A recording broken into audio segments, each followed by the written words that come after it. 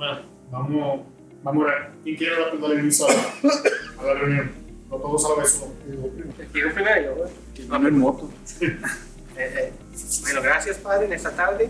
Gracias por permitirnos llegar hasta tu casa para poder seguir aprendiendo acerca de lo que le has puesto en el enfoque y guíanos, Señor, úsalo de todas las maneras que pueda alimentar a todos los varones.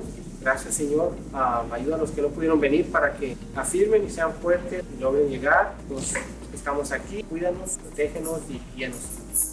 ¿En serio? Fíjate como novia de rancho, bro. Me estaba esperando. Ahorita te cuento por qué. ¿Te viste a renegado?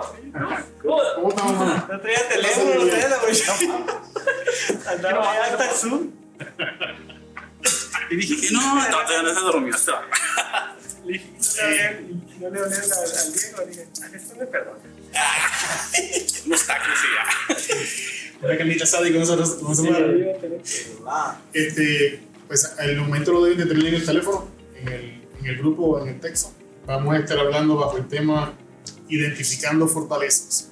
Para serles sincero, la clase de hoy va a estar un poquito medio aburrida porque hay mucha definición. Es la próxima clase donde vamos a estar entrando de lleno como tal con lo que es las fortalezas como tal. En el día de hoy es mi intención que entiendan de qué se componen las fortalezas, de qué es lo que forman las fortalezas como tal.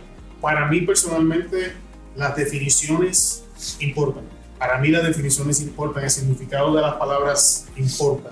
Pienso que no podemos aplicar eficazmente si no entendemos el concepto del que estamos hablando.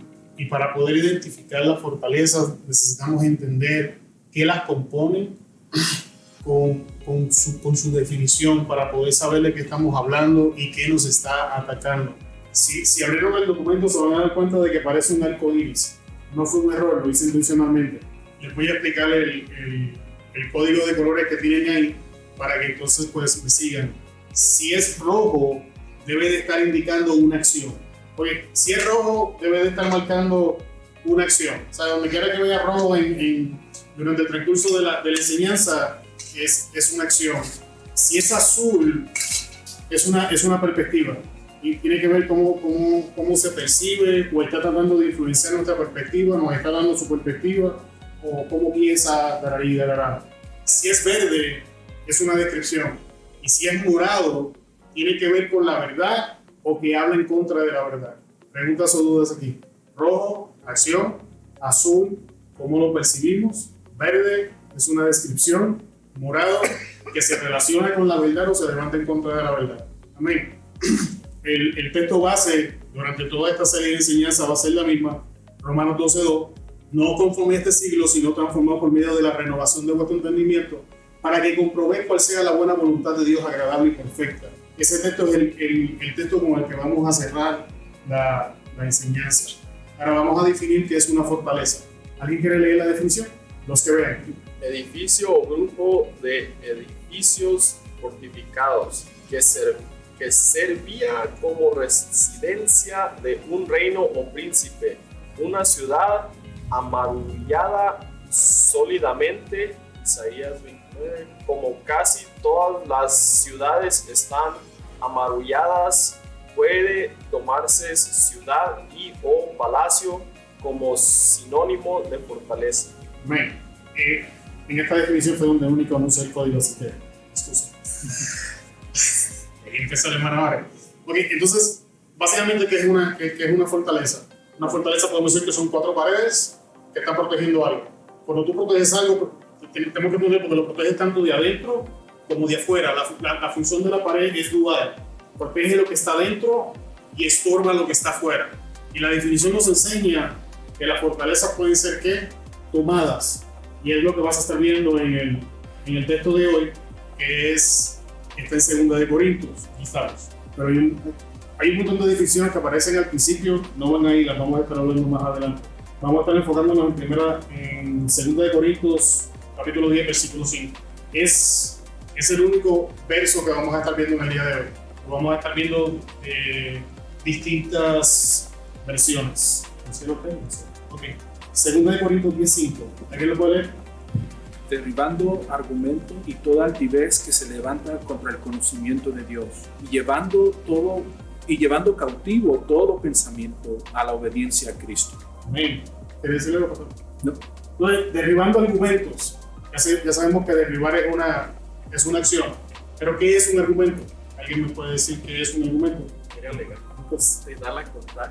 O leerlo de aquí, dices. Pues puede leerlo si quiere. La contraria. Un argumento es un razonamiento que se emplea para demostrar o probar que lo que se dice o afirma es cierto, o para convencer al otro de algo que se aseveramos o negamos. La palabra proviene del latín argumentum. Puede llegar hasta ahí. De aquí para arriba no vamos a leer todo completo. Así que el primer componente de la fortaleza es el argumento.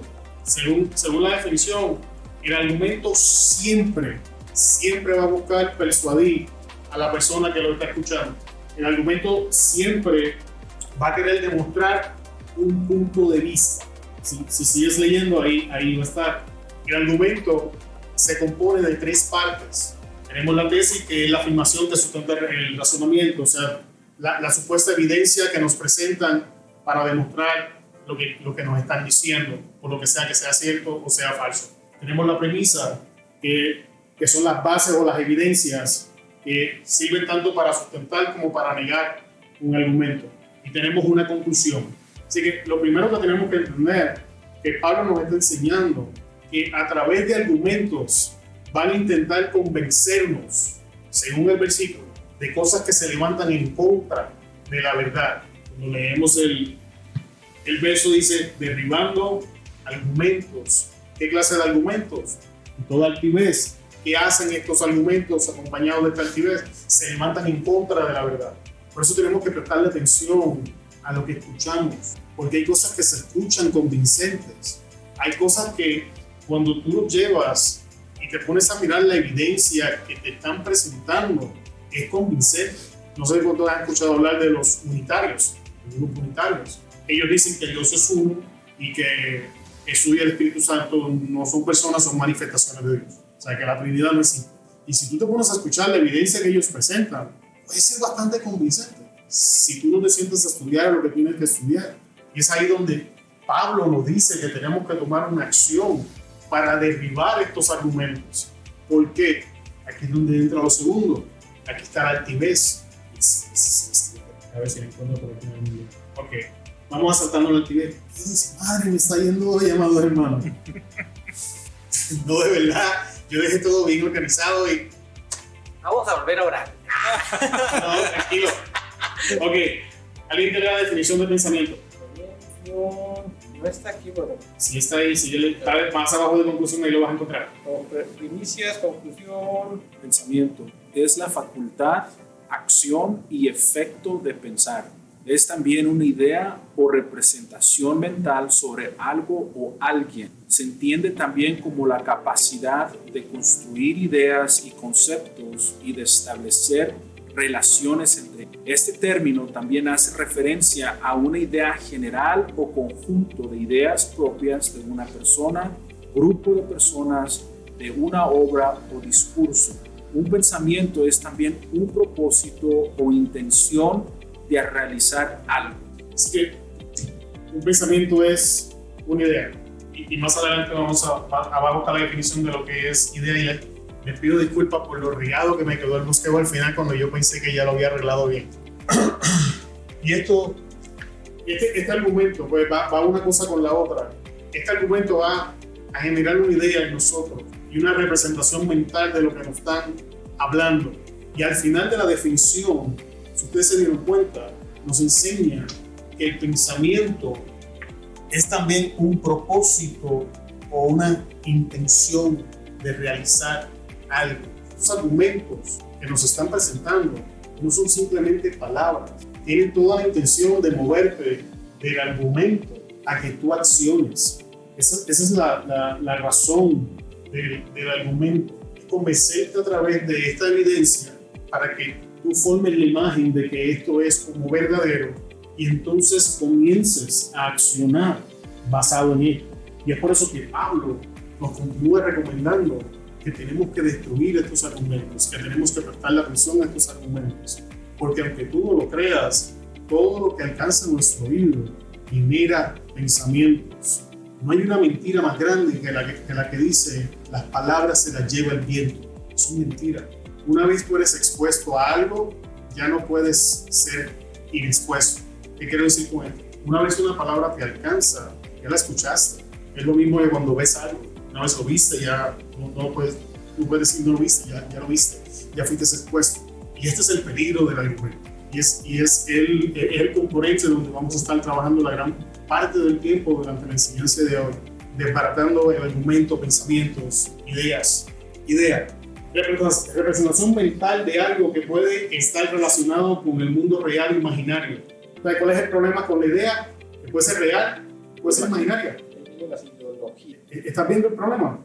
Entonces te presentan estos argumentos y no lo veas tan solamente contigo. Vamos a extender esto un poco más allá. Se las presentan a nuestros hijos en la escuela. Porque de estos que le están llenando la cabeza a nuestros hijos de ideas y conceptos, y ya mismo te vas a dar cuenta de lo que te quiero decir. Significa que una persona puede tomar una decisión basada en algo simplemente imaginario. Cuando he escuchado de crímenes pasionales, que el hombre se levantó, mató a su esposa porque él pensó que le estaba haciendo infiel, y ella nunca lo fue. La viceversa también es cierto. Hace unas semanas atrás hablábamos de la mente de Saltamonte, de cómo ellos decían que se sentían como Saltamonte delante de los gigantes, pero no había una conversación entre ellos. Todo el concepto de Saltamonte era imaginario, y de algo imaginario ellos hicieron una verdad que le costó 40 años en el desierto y jamás regresaron a Canaán esa generación. Así que el concepto es un poco más peligroso de lo que se ve, porque este es el concepto que están utilizando para establecer el principio que enseñan, de hecho lo enseñan en la escuela, en el colegio y en la universidad, los están enseñando, que no hay verdad absoluta. Y estas son las premisas para esa clase de enseñanza. Son argumentos, ideas y conceptos. Y esto es lo que nos llega a nosotros en las conversaciones en el trabajo, en los shows de la televisión, lo que escuchamos en la radio, digo, que todavía escuchan radio. Y Pablo, una vez, aunque parezca repetitivo, una y otra vez lo voy a seguir diciendo, nos dice que tenemos que derribar estos argumentos. Me voy a saltar idea del Gante, eso lo pueden leer. Ok, idea inferencial. Este es el conocimiento que sostiene aparte de la lectura. La pregunta es, ¿qué clase de ideas tenían que escribió lo que estamos leyendo? ¿Tenemos nosotros la capacidad de diferenciar la importancia de lo que estamos leyendo? Y esto no es solamente con los libros seculares, hay que prestarle atención a los libros que se llaman cristianos. Una enseñanza popular en el ambiente cristiano, que no es cristiano en absoluto. Háblalo y lo vas a traer hacia ti. Si tú lo sigues repitiendo, eso realmente se llama la ley de atracción. No es cristiano. Si no me equivoco, es nueva era. Pero en las iglesias se enseña. Aquí quizás ustedes no lo han escuchado, pero quiero que sepas que en algunas iglesias esto se enseña.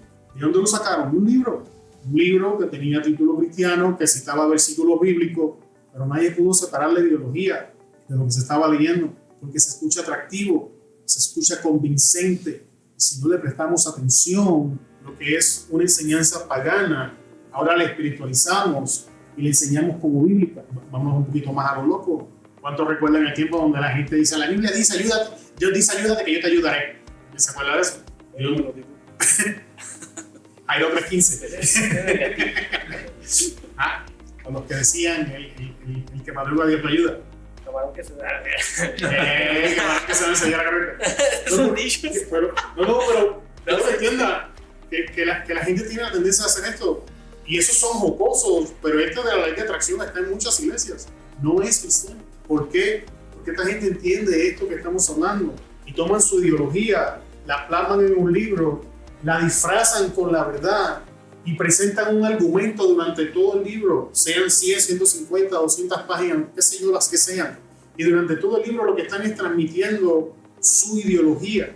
Entonces nosotros lo tomamos, lo leemos o lo escuchamos o lo vemos en YouTube, qué sé yo, y se escucha bonito, pero si no le prestamos atención a esto que estamos hablando, entonces adoptamos una falsa enseñanza por una ideología que se origina en la arrogancia del hombre, porque el concepto detrás de esta enseñanza es la otra enseñanza que dice pequeños dioses. que somos como dioses y que por lo tanto lo que nosotros hablamos, la palabra que el hombre habla tiene el mismo poder que la de Dios. ¿Estás viendo cómo la cosa se sigue poniendo fea? Con pequeñas ideas. Pero todavía falta. Esto es más psicología, pero dice que hay un trastorno que se llama idea delirante. Y la encontré interesante y por eso la añadí. Dice que este trastorno patológico se basa en firmes deducciones incorrectas, incorregibles e impropias del contexto social del sujeto, como por ejemplo hablan de los celos extremos, donde las parejas hasta matan a sus otras parejas, o el celo obsesivo y todo ese tipo de cosas. Pero aunque es un poco extremo, quiero que veas cómo socialmente, si no le prestamos atención a esto de las ideologías, cómo nos lleva de un extremo al otro. Esto es parte de la próxima clase, pero te lo voy a adelantar. Ninguna de tus ideologías nacieron de ti. Ninguna. Todas tus ideologías, tú las adquiriste a ser expuesto a alguien o a algo. Aquellos que somos expuestos a la palabra de la verdad, estamos adoptando nuestra ideología conforme al libro de la verdad. Pero las personas que son expuestas al dolor también pueden formar su ideología basada a su exposición al dolor. Esta es la gente que dice nunca más me la hacen. Son todas iguales, son todos iguales. Ese tipo de ideología es el producto de una persona que ha sido expuesta al dolor. O venimos cargando ideologías de nuestros padres, probablemente incorrectas, que todavía nos hacen la vida difícil, pero no las podemos ver. Lo que quiero adelantarte es que la forma en la que tú piensas hoy es el producto de las enseñanzas de ayer. Y básicamente Pablo nos está diciendo que tenemos que pasar todo esto por el filtro de la verdad, y lo que no pasa, destruirlo y volver a entrenar nuestra mente en un patrón de pensamiento correcto, y entonces formar ideologías saludables y bíblicas. Date de cuenta que no estoy sacando la palabra ideología fuera del contexto, porque no puedo, porque la realidad es que necesitamos una ideología para funcionar. No somos roboces, no somos morigotes. La ideología es como equivalente a doctrina. No. La doctrina, y ahí entraste al territorio del pastor, así que, pero más o menos voy a dar mi definición y ahí le paso la bola caliente al pastor para que él te la termine de explicar. La doctrina es lo que aprendemos de la Biblia, que es claro y verdadero. Y no le entran las tres categorías de enseñanzas de hombres, enseñanzas de diablo y enseñanzas de Dios. Tú estás hablando de ideologías, enseñanzas de hombres. No. Demoníacas o es que doctrina no tiene que ver nada con enseñanzas de hombres. La ideología es de nosotros. Cuando yo comienzo, si yo me paro aquí y yo comienzo a enseñar mi ideología, esto es de hombre. Esto no es bíblico. Pero si es doctrina, entonces yo tengo toda la evidencia bíblica que necesito. Y no solo lo digo yo, cuando estás hablando de doctrina, te vas a dar cuenta que hay un renglón donde es aceptado. Sí, lo que pasa es que creo que hay un pasaje bíblico que habla de esas tres doctrinas, ¿verdad? Si doctrina de hombre y de demonio. Demonio o de Dios. Si seguimos, tenemos que seguir nomás la de Dios, ¿no? Y crear una ideología que ya está ahí. Lo que sucede es que la escritura en sí sola va a formar tu pensamiento. Eso es todo lo que Pablo está enseñando en Romanos 12:2. Vamos a entrar al texto un momento para que me entiendas. ¿Qué es renovar? Vamos a empezar por ahí. Renovar es tomar algo y llevarlo a su estado como cuando estaba nuevo. ¿Amén aquí? Amén. Ahora yo voy a preguntar, ¿cuál es el estado original del hombre? Ese es el estado después de Adán. El estado del hombre original es en comunión con Dios. Lo que significa que el estado original de nuestra mente es el bíblico. Que en el caso de nosotros, como nacemos en pecado, entonces tenemos que entrenarnos a través de la escritura para llevar nuestra mente al estado original, que es el bíblico. Porque tienes que entender, nosotros nacemos en una anormalía. Me voy a explicar. La normalidad en la que nosotros nacemos es que el hombre nace desconectado de Dios. Eso es una anormalía. ¿Por qué digo que es anormalía? Porque el plan original, desde el principio, cuando tú vas al libro de Génesis, antes de la caída, la Biblia te enseña que el hombre fue diseñado por Dios para estar en la presencia de Dios y en relación con Él. Así que nosotros nacimos en una anormalía. Diego, ¿lo está procesando? No, pero pregunta. ¿Alguien tiene pregunta? No, está bien, ahorita. No. y por eso tenemos que entender eso, porque la ideología original era en comunión con Dios. Ok, ahora, ya definiste ideología, ¿verdad? Ahorita. Eso es lo que estamos haciendo. ¿O es lo que estamos haciendo? Oh, ok. Sí. No, ok. Está bien. Es que me confundí un poco porque como que suena como ideología, es como una idea doctrinal, pero Pastor, ayuda. la ideología, por ejemplo, de esas cosas de allá que hacen la locura, es algo doctrinal, que no, que quieren mandarlo y que quieren que ellos sea así, ¿no? Viene, su ideología es que hombre con hombre, por ejemplo, ¿no? Sí, por eso nos doctrina, ¿no? Pero quieren indoctrinar, que eso es normal, ¿no? Es su ideología, viene dentro de ellos. Oye, lo que pasa es que indoctrinar no es nada más que tomar a alguien y enseñarlo a algo. Y doctrina, que es la definición como tal, es enseñanza. Exacto. Es Eso es enseñanza. doctrina. Entonces, Por eso nosotros decimos doctrina bíblica. entonces, ideología es algo que existe flotando, pero no se enseña. Se enseña, por ejemplo, tienes en las escrituras, no me acuerdo, fue en Corintios o en Hebreos, donde se encuentran, tenían la idea de que el sol, hasta las ¿cómo le llaman? Las cachorras, las lagartijas, podía haber sido Dios, eran una idea, estaban queriendo adorar. Y Pablo les enseña la enseñanza, la doctrina de quién es el verdadero Dios. Entonces, pero venían falsos profetas o maestros y enseñaban esas ideas, pero no es una doctrina porque no tenían una base Y doctrina. un fundamento. No tenían un fundamento. Okay. Acuérdate la parte donde está resbalando, o más bien que no está entendiendo, es que este es el asunto. La Biblia es el estándar por el que tú mides la verdad. Punto. Sí. Lo que pasa es que por lo que significa que para algo tener una base con peso, necesita pasar por este sedazo que se llama la Biblia, para entonces nosotros poder definir que eso es verdad. Eso es para nosotros los creyentes. El mundo vive en otra forma. Acuérdate que en el mundo no hay verdad absoluta. Está tu verdad, mi verdad, la verdad de Diego, la verdad del hermano Santiago, la de Jerry, la del pastor. Y todo el mundo tiene su verdad. Pero bíblicamente hablando, esto no existe. Lo que hay es una verdad, lo que Dios dijo, y todo lo demás es mentira.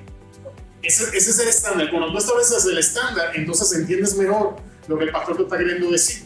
Que son ideologías porque no tienen una base. ¿Por qué no tienen una base? Porque no pasaron el sedazo de la verdad. Como no pasaron el sedazo de la verdad, se escucha convincente. La evidencia casi demuestra que es así, pero cuando tú lo pasas por el sedazo, no pasa. Ok, vamos a agarrar algo científico para dar ejemplo. Ley de gravedad.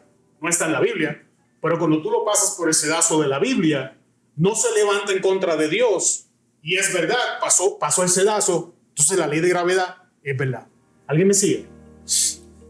Lo que pasa es que se contaminó la palabra ideología, porque ideología... Y la doctrina, es lo que estás diciendo, porque Sí. siempre te la avientan de que, hey, están queriendo indoctrinar a tus hijos en la escuela. Sí, No, con no, una ideología. Sí, Pero la contaminaron. pero- Si tú hablas de una ideología bíblica, entonces se queda uno patinando. Ok, No, Por eso. las definiciones que oímos allá afuera. pero pasa que Yo indoctrinar también es estaba la así palabra como que, correcta. espérate ya, ¿Sí? güey. Indoctrinar es la palabra correcta.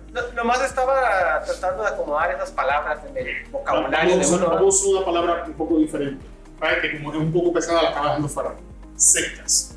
Las sectas usan el sistema de indoctrinación, pero tú tienes que entender que hay cosas que si no están aquí, en esto que se llama Biblia, tienes que tratarlo como una secta, y entonces te están tratando de indoctrinar. Sí, son como los del alfabeto del hombre con hombres, Y ellos- una secta. Y ellos usan las palabras con intención, porque ellos conocen el Te va a idioma. hacer clic en el cerebro. No sé si se acuerdan, en la última clase yo tuve un profesor de humanidades que tenía un metido doctorado en biología.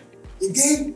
Y es muy común que incluso usen nuestra terminología, Ajá.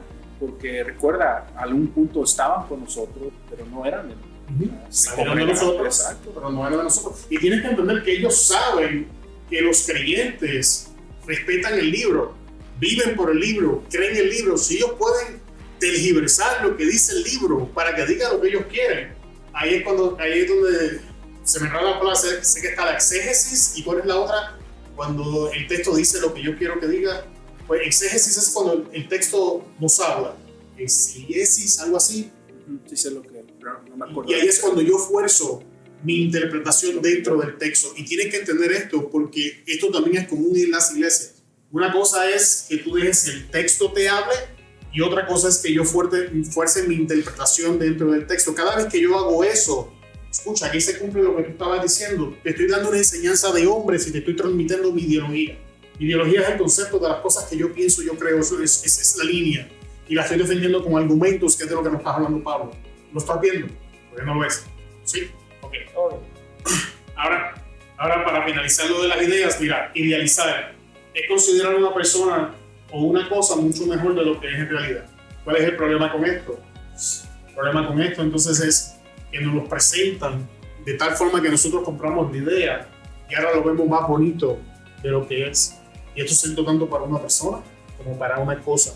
Hay cosas que van a quedar medias vagas ahora, que en la próxima clase las van a entender, porque están para la próxima clase. Hoy lo que estamos es definiendo conceptos. Ok, destruyendo especulaciones y todo razonamiento altivo que se levanta contra el conocimiento de Dios y poniendo todo pensamiento en cautiverio a la obediencia de Cristo. Una especulación es una idea o pensamiento no fundamentado y formado sin atender a una base real. Es un pensamiento, meditación o reflexión en profundidad sobre alguna cosa. Estás viendo cómo cada concepto se va entrelazando con el otro. Ese mismo verso esta de la Biblia de las Américas. Es un verso lo que vamos a estar viendo en distintas versiones que nos va a ayudar a entender los componentes. O sea, tuvimos argumentos, tenemos ideas, tenemos pensamientos y ahora tenemos especulaciones. ¿Y qué es una especulación? Es lo que te acabo de leer. Es un pensamiento sin fundamento ni ninguna base real. Cualquier parecido a lo que nos venden por ahí es pura coincidencia. ¿Qué? Razonamiento es el proceso intelectual y lógico del pensamiento humano. El razonamiento entrega argumentos sobre las condiciones mentales ocurridas que justifican un determinado pensamiento. Date de cuenta que la especulación y el razonamiento van trabajando de la mano. La especulación me da un pensamiento, una idea sin base ni fundamento, mientras mi razonamiento, haciendo uso de mi intelecto, ahora comienza a defender esta idea y ya formamos una fortaleza. Pues ya la estamos defendiendo. O la estamos defendiendo o la otra persona la está defendiendo. En el momento en que comenzamos a razonar, ya estamos operando bajo la influencia de una fortaleza. Date de cuenta que el razonamiento es intelectual, es lógico, pensamiento humano. No tiene nada bíblico, no tiene nada de Dios. En el momento que comenzamos a hacerlo de esta manera, estamos operando bajo la influencia de una fortaleza o están intentando atraernos hacia una. Y finalizando, es la inferencia o deducción de información a través de premisas para llegar a una conclusión. Por la definición en sí sola yo veo un sinnúmero de problemas. No tengo base, no tengo fundamentos, no tengo una base sólida de lo que estoy hablando, sin embargo estoy llegando a una conclusión. ¿Todo bien? Jerry, ¿vamos a entender? ¿Todo bien? ¿Me están entendiendo? ¿Sí? Ahora escucha. La Biblia Jubileo, mismo versículo, 2 Corintios 10:5, dice: destruyendo consejos y toda altura que se levanta contra la ciencia de Dios y llevando cautivo todo pensamiento a la obediencia de Cristo. ¿Qué es un consejo? Nota que estos son términos seculares, no estoy hablando de consejería bíblica. Esto es consejo regular. Escucha lo que dice. Se refiere a la opinión, parecer o consulta que se expresa o recibe a fin de llevar a cabo una acción. La palabra consejo se deriva del latín concilium, que significa consulta o deliberación. Voy a repetir esa. Deliberación. Como sinónimo se pueden emplear los términos advertencia, opinión, observación, asesoramiento, aviso, comisión y junta. Ok, aquí está la famosa altanería, fue que la había dejado para el final. Ok, entonces, ¿cuál es el problema con el consejo? El consejo es mi opinión. Nota que no estoy hablando de consejería bíblica. La Biblia dice que en la multitud de consejeros hay victoria. O sea, todo lo que te estoy enseñando son conceptos seculares. Ninguna de estas definiciones es bíblica, y lo hice intencionalmente porque tienes que entender el concepto secular de la palabra, porque son los conceptos que tienes que derribar. La consejería bíblica es buena. ¿Por qué? Porque no es mi opinión lo que estamos transmitiendo, no es tu opinión lo que me está transmitiendo, es el sedazo que define lo que es verdad. ¿Estás viendo la diferencia? Cuando hablamos de consejería bíblica, pero cuando hablamos de consejería o de consejo, es la opinión de la persona.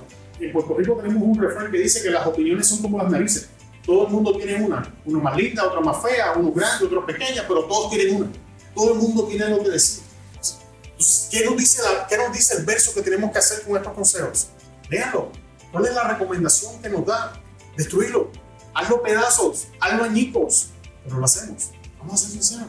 ¿Cuántas veces hemos terminado en problemas por escuchar el consejo de alguien? El consejo que no es un consejo. Te voy a dar un ejemplo bíblico.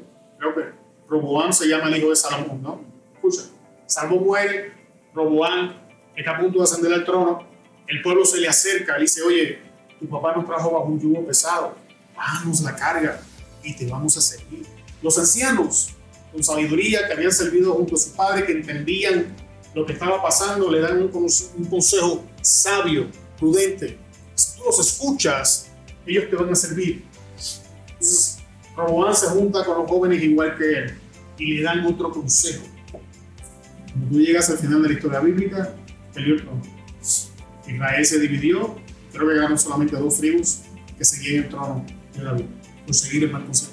Y él estuvo opuesto al consejo correcto, pero por cuanto no derribó el consejo incorrecto, pasó justamente lo que venimos leyendo, que sé que ha sido tedioso, no es la clase que normalmente damos, pero quiero que veas la evidencia bíblica de lo que estamos hablando. Ese consejo, en forma de argumento, llegó a su mente, formó una ideología que lo llevó a reaccionar incorrectamente y le costó caro. Cuando no hacemos lo que la Biblia nos dice, cuesta caro. Problemas innecesarios, situaciones innecesarias, gastos innecesarios. Y lo peor, que muchas veces terminamos en esclavitud. La peor esclavitud en la que nosotros vivimos es mental, es aquí. Y esa es la batalla que el enemigo está peleando con nosotros día a día. No me he enfocado, pero cuando tengan tiempo, denle para atrás y den cuenta cuánto rojo hay en estos versículos. Cuánto rojo del enemigo hacia nosotros y cuánto rojo deberíamos tomar de nosotros hacia él. Tenemos un rol activo en esta situación, amado hermano, porque él no descansa. Él está usando todos los recursos que puede para ganar esta batalla, infiltrar estas ideologías en nosotros. Y esto es tan cierto que en muchas iglesias donde se predicaba la verdad ya no se predica, ya no se enseña. Donde hombres de Dios que en un momento dado enseñaron la verdad han caído víctimas de estas cosas y las están enseñando desde un altar. ¿Y sabes qué es lo triste? Que la congregación que los escucha cree en el testimonio de este hombre de Dios y están comprando la mentira en vez de comprar una verdad. Tienes razón, ahora que fui de vacaciones a Juárez, fui a una mega iglesia, ¿no? Ahí, pues una de sus hermanas va ahí, y fui y exactamente lo que estás diciendo. Todo lo que habló, el que predicó era testimonio de él, era su testimonio. Nunca vi que lo comparó con algún libro bíblico, no mencionó ninguna doctrina bíblica, no siquiera versículo. No, era su perro, que su suegra, y que se pasó, y que se pasó. O sea, ¿su testimonio o su vida? Su vida y No, sí, testimonio. no es lo mismo. Mi testimonio, yo me paro y digo, oye, ¿sabes qué? No, el Dios me testimonio- liberó de 13 años de drogadicción y me sacó de la cárcel y nada. Pues su testimonio era de que se curó su perro y su mamá. Y no de pilón y la gente. No, el perro no con la mamá y ¿dónde está el milagro? No, deja tú Wow, que wow. se le salió y dijo que estaba más preocupado que el perro que por la mamá. Porque Como broma, pero quién sabe. nos quedan 20 minutos y hay unas que no las vamos a poder tocar, pero me gustaría tocar esta y entonces retroceder al principio y hablar de lo que es filosofía. Oye, la Biblia Dios habla hoy y toda altanería que pretende impedir que conozca a Dios, todo pensamiento humano lo sometemos a Cristo para que lo obedezca a Él. Una altanería es un sentimiento de superioridad frente a los demás que provoca un trato distante o despreciativo hacia ellos. Así que si vas hacia atrás, te vas a dar cuenta que casi todo lo que está en verde, esta es la definición que lo define. Y si te das cuenta, esto opera en el pensamiento humano, que es la percepción. Así que el problema con el orgullo, la altanería, la arrogancia, es cómo nos percibimos a nosotros, cómo percibimos a los demás. Y si te das cuenta, el verso nos enseña que esto impide que conozcamos a Dios. Siéntate en YouTube a escuchar los mensajes, y esto que está aquí es lo que vas a escuchar en la gran mayoría de los predicadores. Tú te lo mereces. Dios quiere hacerlo por ti. Pídese lo que Él te lo quiere dar. Es este versículo. Inyectando la forma en la que pensamos para sacarle proporción saludable cómo nos vemos a nosotros mismos y cómo vemos al hermano. No me creas, siéntate, ve a YouTube, busca a los predicadores y te vas a dar cuenta que esto es lo que enseña. La casa de 1 millón, Dios te la quiere dar. La cuenta de banco, Dios te lo quiere dar. No sé mucho estaba pasando y había un mensaje que se llamaba todos deberíamos ser millonarios. Eso es lo que se está predicando. Está aquí. No me malinterpretes. Yo vengo de dormir en las calles a donde Dios me ha traído, así que yo no estoy diciendo que Dios no prospera ni bendice. No, eso es lo que estoy diciendo. Pero Él ni me prospera ni me bendice porque yo me lo merezco. Es porque Él es bueno. Exacto. Como diría un buen periodista, porque a Él le da la gana. Párale de contar. Pero eso no es lo que enseña. Lee el versículo y te vas a dar cuenta de lo que está diciendo. Esta clase de arrogancia impide que conozcamos a Dios. En serio. ¿Ok? Y tenemos que estar pendientes a esto. Esa clase de mensaje que nos hace sentir bonitos. Y no estoy diciendo que está mal sentirse bonito. Estos días se me hace difícil, pero otra historia. ¿Alguien me sigue? Tenemos que prestarle atención porque esta es la generación que está creciendo. Este verso describe a la generación que está creciendo. La generación que piensa que todo se lo merece, que todo hay que dárselo. La generación que no está para servirle a Dios, sino para que Dios les sirva a ellos. Este es el verso que te lo está describiendo. Y esto está justamente definiendo una fortaleza más común de lo que nosotros pensamos. Yo recuerdo cuando estaba en el mundo, me eché una bolsita y yo me la merezco. Es bien, esa es la ideología detrás. Porque nunca, esta ideología no piensa en que el vecino se lo merece. Esta es la ideología de yo. Está viendo cómo las cosas siguen apareciendo. Y es el mismo verso, no hemos cambiado de verso, simplemente es distinta versión. Es el mismo. Quedan 7 minutos. Vuelvan hasta arriba y vamos a leer filosofía. Es una palabra con la que si vas a estar lidiando con fortalezas, tienes que estar pendiente de esto porque te van a meter esta palabra una y otra vez. La filosofía es el conjunto de razonamientos lógicos y metódicos sobre conceptos abstractos que tratan de explicar causas y fines de la verdad, la realidad, las experiencias y nuestra existencia. Okay. ¿Cuál es el primer problema que estamos viendo con la filosofía? ¿Verdad? Razonamientos. Ya definimos lo que es un razonamiento. Conceptos abstractos. Algo abstracto es algo que no se puede ver, no se puede probar, no se puede definir, es abstracto. ¿Y qué están tratando de explicar a ellos con razonamientos y conceptos abstractos? Las causas y fines de la verdad, la realidad del hombre, su experiencia y la que es supuestamente la razón de nuestra existencia.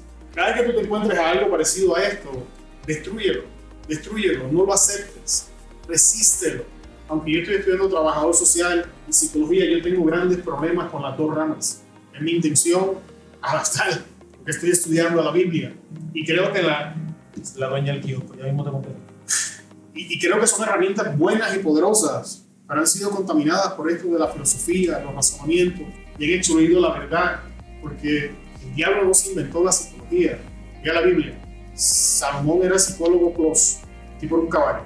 Tienes que estar pendiente de estas cosas, no, hermano. Cada vez que tú empiezas a ver razonamientos, ideologías, sin sustancia, porque por eso es abstracto, no tiene una sustancia, no tiene una base sólida. Aun cuando te citen la Biblia, cuestiona. Estamos terminando la clase, pues cuestiona. En el libro de los Hechos encontramos, no recuerdo dónde fue que Pablo llegó a un lugar y les estaba enseñando la palabra y dice que estos, a diferencia de donde estaban antes, se iban a sus casas y verificaban que lo que estaban diciendo era cierto. No tomes mi enseñanza tampoco por correcta. Tienes los enlaces, tienes las páginas. Vete a tu casa y estúdialo. Porque te digo algo, nada va a cambiar con venirme a escuchar un sábado, uno de cada 2 sábados. Lo que va a cambiar tu vida es cuando tú te sientes y comiences a cuestionar lo que yo te estoy enseñando por la Biblia, y la Biblia te enseñe qué es verdad y qué no, eso es lo que te va a cambiar, eso es lo que va a hacer diferencia en nuestros hogares, eso es lo que va a transformar nuestros matrimonios, eso es lo que va a transformar nuestras vidas. No es simplemente escuchar lo que yo les enseño una hora de cada 2 sábados. Por eso, amado hermano, es que le mando las páginas, le mando los enlaces. Hoy no vamos a terminar la enseñanza, este es el punto final en el día de hoy, y para la próxima enseñanza no voy a regresar aquí. Así que tienes como tarea sentarte, estudiar, estudia, amado hermano. Y con esto finalizamos. Jesús enseñaba a sus discípulos: escudriñad las Escrituras, porque de ellas les parece que emana la vida eterna. ¿Cuántos conocen el verso? ¿Lo han escuchado? Amén. ¿Quién sabe lo que es escudriñar? Escudriñar, la definición como tal de escudriñar es cuando tú tomas algo y lo desarmas hasta que tú entiendes cómo funciona lo más íntimo de eso. O sea, Jesús te está diciendo: toma la palabra, toma las Escrituras y desármalas hasta que tú las entiendas, hasta que tú entiendas cómo funciona. No, nota que no es hasta que tú entiendas cómo citarlas, no, cómo funcionan, porque eso es lo que va a cambiar tu vida. Cuando tú entiendes cómo funciona, jamás te van a poder vender gato por liebre. Ahí lo trabaja en construcción, ahí lo trabaja jardinería. Yo te aseguro que tú sabes cómo funciona, tú sabes cómo hacer lo que vas a hacer. Que si yo quiero un piso, entonces tú sabes todo lo que tienes que hacer antes de que yo pueda ver el piso que yo quiera. Que si yo quiero que los arbolitos de aquí frente a la casa se miren bonitos, entonces tú sabes cómo los tienes que cortar, de qué manera, cómo te tienes que posicionar. Eso es escudriñar. Y hacemos eso con todo, menos con la Escritura. Te lo voy a demostrar. Si tu esposa se para en cierta posición, tú sabes que no está bien. Ya tú sabes que estás en problema. Pero si se para de otra posición, ya tú sabes que todo está limber, que la cosa está buena. Ya sabes cómo funciona. Entonces, ¿por qué no hacemos eso con la Escritura? En la próxima enseñanza vamos a estar hablando cómo identificar las fortalezas, cómo saber con qué fortalezas estamos operando. Así que Dios le bendiga, Padre.